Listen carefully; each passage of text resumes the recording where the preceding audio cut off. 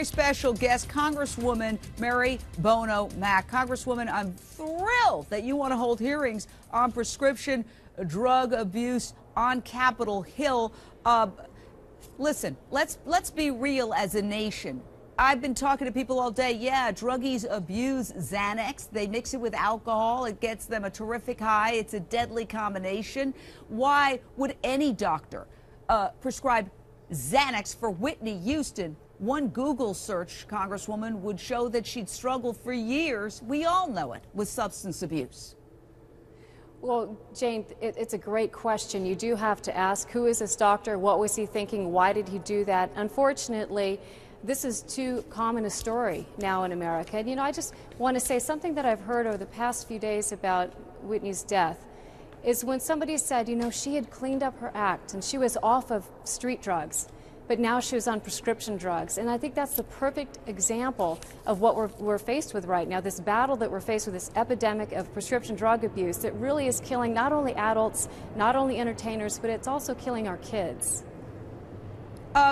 There are so many critics out there. It's a growing chorus to say, look, doctors are routinely over-prescribing highly addictive, heavy-duty narcotics when maybe a chat, maybe therapy, maybe a massage, maybe many other things would be better substitutes. And there's also a sentiment that perhaps the U.S. government, Congress, etc., we're not doing enough because it's a very powerful lobby.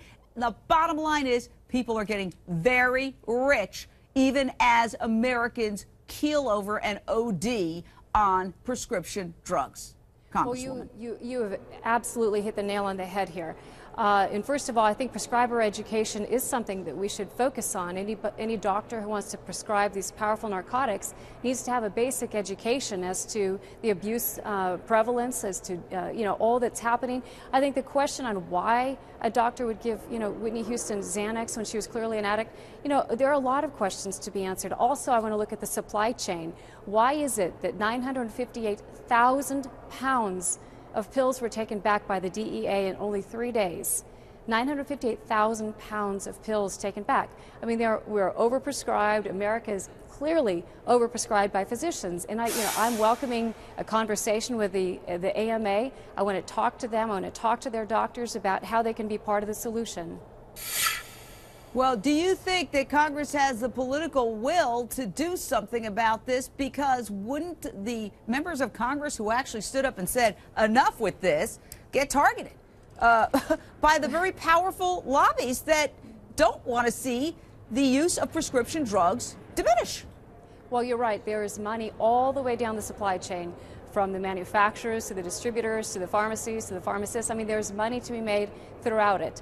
There's no doubt. But in Congress, it is kind of hard. If I put on my Facebook or if I tweet something about prescription drug abuse or the epidemic with prescription drug abuse, I get a lot of comments back. Some are very supportive, but some folks are saying, why aren't you focused on jobs? This is an issue that deserves the focus of Congress. I think there is no more critical issue that we can focus on right now than attacking this prescription drug epidemic head on.